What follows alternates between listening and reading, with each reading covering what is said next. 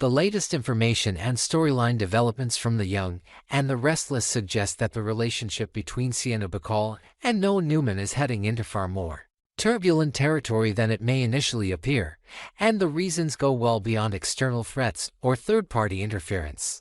At the heart of their growing tension lies a quieter but potentially more destructive force, the stark contrast between who they are, how they live, and what originally pulled them together. Sienna has now witnessed firsthand the privileged, indulgent lifestyle Noah inhabits in Genoa City, and that exposure may fundamentally reshape how she sees him, not as a protector or partner, but as a symbol of a world she does not fully belong to and may never truly trust. From the outset, Sienna's decision to stay close to Noah has been framed less as a romantic leap and more as a survival strategy. Noah insists on keeping her near because he believes proximity equals protection, and in a town as volatile as Genoa City, that belief is not unfounded. Sienna, having narrowly escaped escalating danger, accepts his offer not purely out of love, but out of pragmatism. Safety becomes the currency of their relationship. She returns to him because he promises security, access to resources, and a shield in the form of the Newman name. Yet safety built on imbalance often comes with a cost.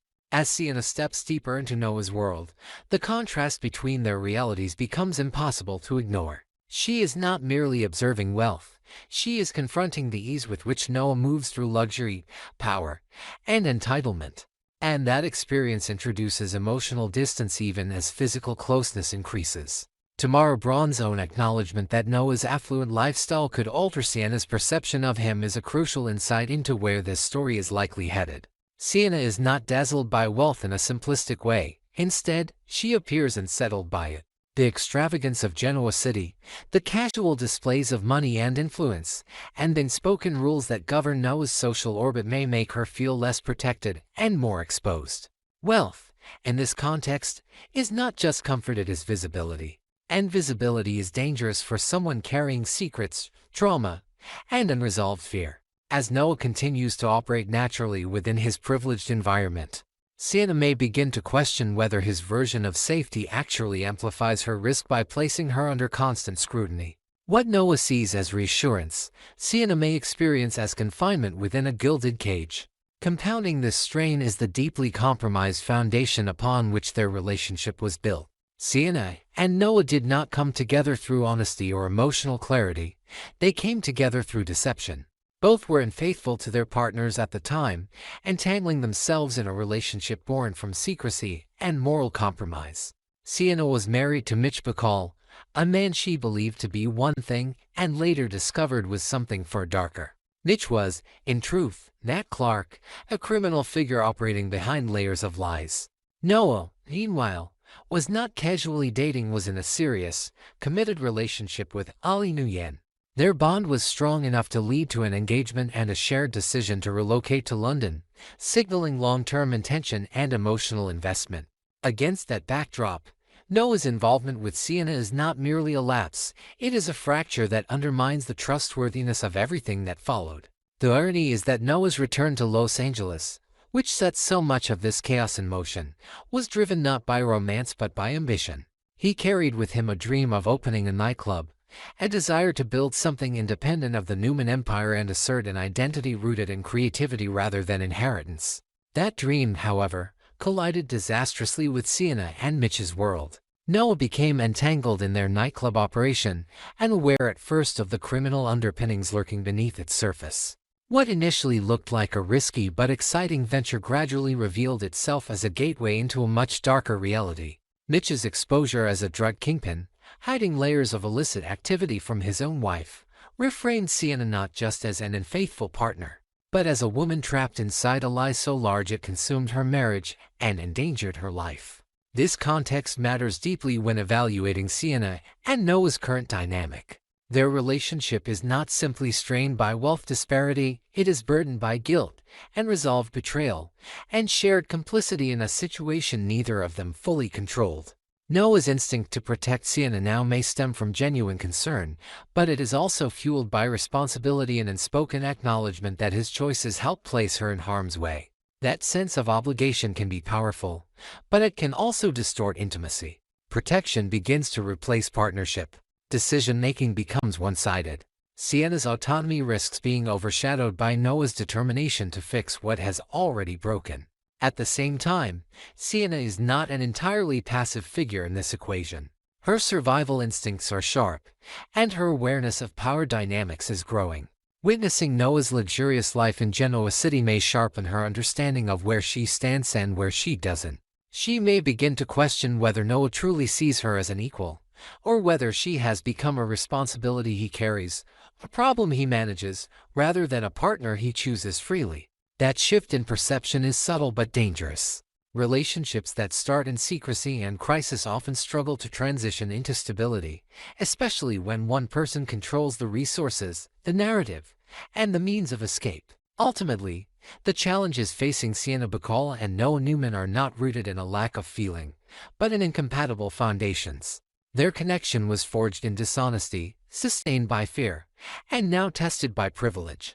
Noah's wealth and influence, rather than smoothing their path forward, may expose the fractures they have been avoiding. For Sienna, the question may soon become whether staying with Noah truly keeps her safe, or whether it simply binds her more tightly to a world that thrives on visibility, judgment, and power plays she cannot control. And for Noah, the reckoning may lie in recognizing that protection without equality is not love, and that saving someone does not automatically mean you belong together. As the young and the restless continues to unfold this storyline, the tension between Sienna and Noah feels less like a temporary obstacle and more like an inevitable test of truth. Their relationship may survive external threats, but whether it can survive exposure to wealth, to honesty, and to the reality of who they are when fear is no longer the primary goal remains very much in doubt.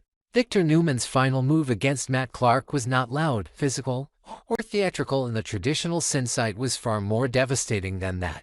It arrived quietly, digitally, and with the cold precision of a man who understands that modern power no longer needs a gun or a threat whispered in the dark. Instead, it needs control over information, narrative, and systems that move faster than human fear can react. When Victor unleashed a powerful artificial intelligence program to dismantle Matt's operation, it wasn't simply an act of retaliation, it was a declaration that the rules of warfare in Genoa City had changed, and that anyone foolish enough to challenge the Newman Empire would be crushed not by brute force, but by inevitability. Every thread of Matt's plan, his manipulations, his alliances, his movements was dragged into the light and neutralized with ruthless efficiency. And as everything collapsed inward, the consequences didn't stay confined to Matt alone. They rippled outward, converging on Genoa City and forcing everyone connected to the fallout to confront truths they had managed to avoid for far too long. Matt's defeat marks more than the end of a villain's arc. It represents the triumph of Victor's evolving mindset. This was not Victor the street fighter or the boardroom bully. This was Victor the architect, deploying an AI-driven strategy that didn't just react to Matt's crimes but anticipated them, outpaced them, and erased their impact before they could fully detonate. The brilliancy and the terror of the move lies in its impersonality.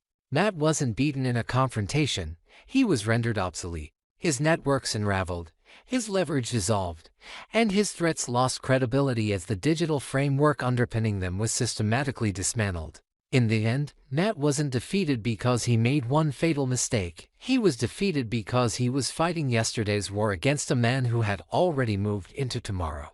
And when the dust settled, Genoa City absorbed the shockwave, reshaping relationships that had been built on partial truths and unspoken assumptions. One of the most profound personal consequences of Matt's downfall lands squarely on Sienna Bacall.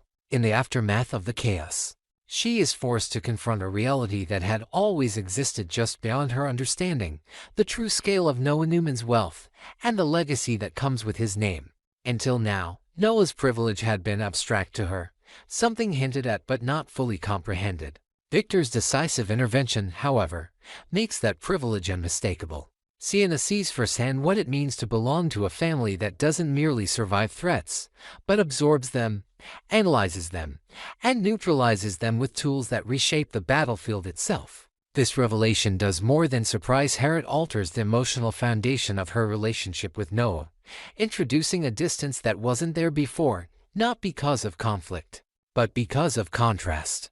Tamara Braun's insight into Sienna's evolving perspective captures the heart of this shift. Sienna is not naive. She has always known that her background and Noah's were different.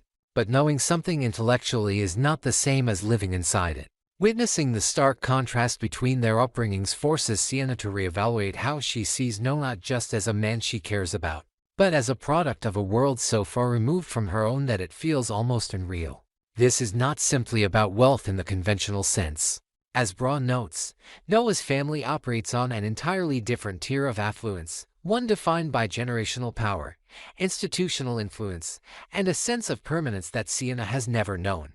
This isn't the kind of money that fluctuates or hides.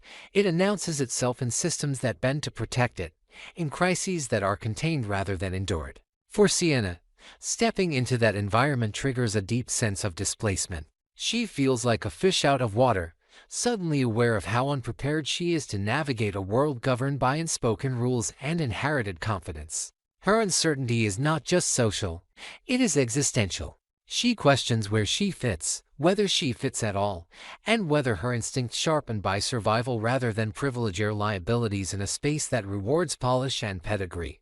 The awkwardness she experiences isn't merely about manners or appearances, it's about identity. Sienna has spent years adapting to instability, learning to read danger and negotiate risk, especially after discovering that the man she married was living a lie as a criminal mastermind.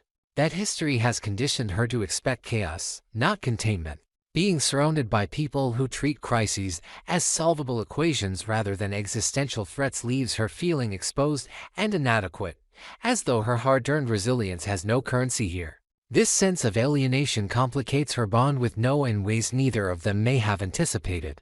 Noah's instinct is to protect, to reassure, to fold Sienna into the safety of his world. But protection can feel suffocating when it highlights imbalance rather than equality. Sienna begins to wonder whether Noah truly understands what it's like to live without a safety net, to know that one wrong move could mean everything falling apart. Watching Victor dismantle Matt with an AI program doesn't just demonstrate power, it underscores how insulated Noah has always been from consequences that would destroy someone like her. That realization doesn't erase her feelings for Noah, but it reframes them, introducing questions about compatibility, autonomy, and whether intimacy can survive such a pronounced divide. At the same time, Sienna's vulnerability in this moment is heightened by the residue of her past.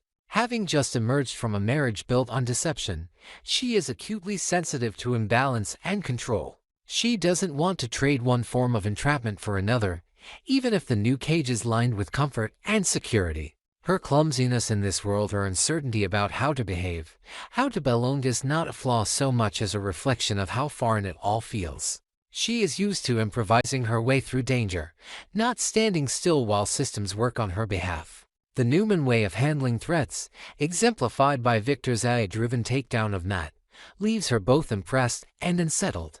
It's effective, undeniably so, but it also reinforces how little agency she might have in a world where solutions are engineered by forces far above her reach. Victor's victory, then, is double-edged. It restores order and eliminates a clear threat, but it also exposes the emotional fault lines running through Noah and Sienna's relationship. As Genoa City absorbs the aftermath of Matt's defeat, Sienna is left grappling with a new understanding of the man she's tied herself to and the family that stands behind him. She must decide whether she can adapt to a life defined by inherited power and quiet dominance, or whether that world will always feel alien, no matter how safe it claims to be. For Noah, the challenge will be recognizing that protection is not the same as partnership, and that love cannot simply absorb disparity without acknowledging it. In the end, Victor's use of artificial intelligence to eliminate Matt is more than a plot resolution, it is a thematic pivot. It signals a future where power in Genoa City is increasingly abstract, systemic, and untouchable, and where personal relationships are tested not just by betrayal or danger, but by the invisible weight of legacy. For Sienna Bacall, discovering the true extent of Noah Newman's wealth and influence forces a reckoning that may redefine how she sees herself as much as how she sees him. Whether their relationship can withstand that shift remains uncertain, but one thing is clear: in a city where technology, money, and lineage can rewrite fate overnight, feeling like a fish out of water may be the most honest reaction of all. The question of whether Sienna Bacall and Noah Newman can truly last a lifetime is far more complex than a simple measure of chemistry or affection.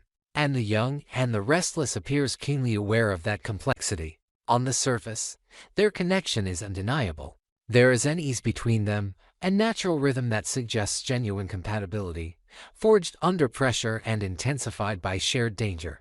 Yet relationships built in crisis often feel strongest at the very moment they are most fragile. Once the immediate threat begins to recede and reality has space to reassert itself, the cracks that were once hidden by adrenaline and urgency start to show. For Sienna and Noah, those cracks are not small. They are structural, rooted in background, identity, and the stark imbalance of the worlds they come from.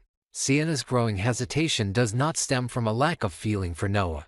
If anything, her doubts arise precisely because she feels so deeply and is now forced to confront what those feelings truly mean in the long term.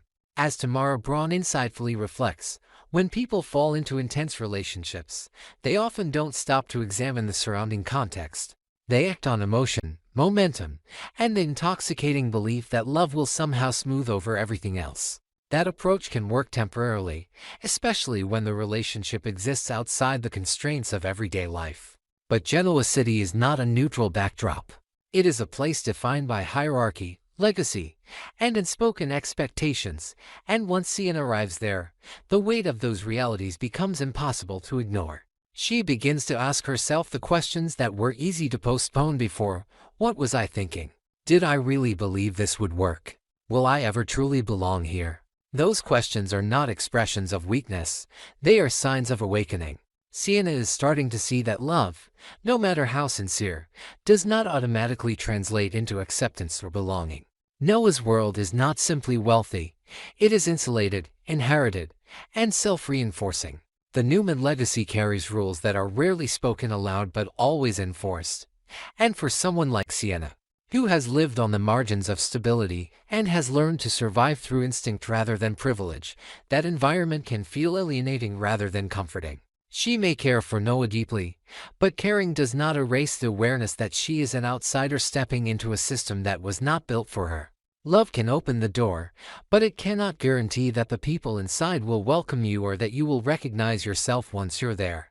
Braun's observation that sometimes love is simply not enough is one of the most grounded truths this storyline offers. Long-term relationships require more than emotional connection. They require shared values, compatible expectations, and a sense that both partners can stand on equal footing. Right now, Sienna does not feel that equality. She feels observed, uncertain, and awkward, like someone trying to learn a language everyone else has spoken fluently since birth. That sense of being perpetually out of place can erode even the strongest affection, not through dramatic conflict, but through quiet self-doubt that accumulates day by day. Sienna is not questioning whether Noah loves her, she is questioning whether loving him means slowly losing herself. At the same time, the situation is made even more complicated by the fact that romance is not Sienna's primary concern at the moment. While questions about the future of her relationship with Noah linger, her immediate fear is far more visceral. Matt Clark may have been temporarily neutralized, but to Sienna, danger does not simply disappear because someone powerful declares it handled. Trauma does not operate on logic, it operates on memory and anticipation. The fear that Matt could resurface, track them down, or retaliate keeps Sienna in a constant state of vigilance. That fear shapes her priorities. When survival feels uncertain, long-term romantic planning becomes abstract, almost indulgent. It's difficult to imagine forever with someone when you're not fully convinced you're safe in the present. This ongoing anxiety also affects how Sienna perceives Noah's reassurances. Noah believes in protection through power, through family resources, through systems that respond efficiently to threats. Sienna, shaped by deception and betrayal, is less convinced. She has lived through the shock of discovering that her own husband was not who he claimed to be, and that experience has fundamentally altered her ability to trust appearances or guarantees. Noah's confidence, while well-intentioned, may feel to her like another version of blind faith in structures that she does not control. That disconnect does not make Noah wrong or Sienna ungrateful. It simply highlights how differently they have learned to navigate danger. So will Sienna and Noah be together for life. At this stage, the honest answer is that their future is profoundly uncertain. They share genuine affection and a strong emotional bond, but they are now entering the phase of a relationship where external pressures matter as much as internal feelings. Sienna's doubts are not about passion, they are about sustainability. Can she build a life in a world that constantly reminds her she does not belong? Can Noah truly understand what it means to live without the safety net he has always had? And can either of them reconcile love with the reality that their partnership exists under constant scrutiny, danger, and imbalance? What makes this storyline compelling is that the young and the restless is not rushing toward a fairy tale answer. Instead, it allows space for discomfort, reflection, and unresolved tension. Sienna's uncertainty does not mean she is walking away from Noah, but it does suggest that she is no longer willing to ignore the difficult questions. Whether they end up together long-term will depend not on how strongly they feel, but on whether they can adapt, confront their differences honestly, and decide that the life they would build together is worth the compromises it demands. For now, Sienna remains focused on survival, on staying one step ahead of the dangers she knows too well. Love may be powerful, but in Genoa City, power, fear, and legacy often shape destinies more decisively than romance alone. Whether Sienna and Noah can defy that pattern remains to be seen, but the path ahead promises challenges that will test not just their relationship, but their understanding of who they are and what they are willing to sacrifice to stay together.